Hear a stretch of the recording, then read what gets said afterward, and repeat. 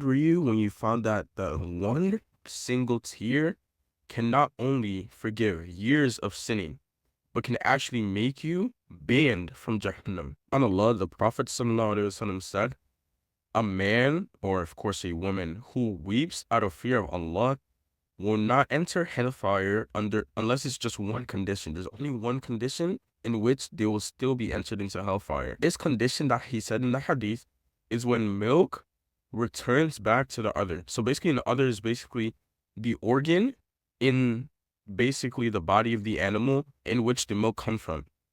And it's completely impossible. It's not possible for milk to go back to its place of origin. So subhanAllah, a person who cries a tear, just one tear, out of the fear of Allah subhanahu wa ta'ala will get banned from Jahannam.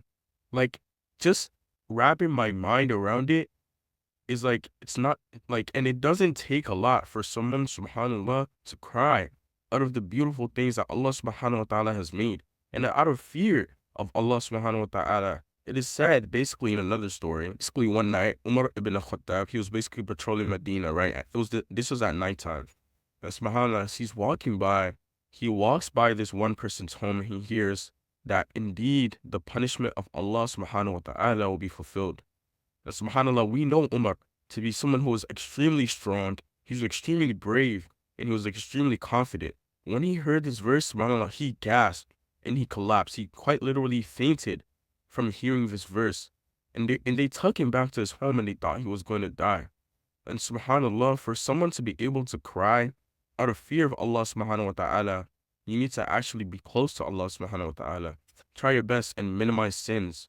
Try your best and be around people who you know are close to Allah subhanahu wa ta'ala.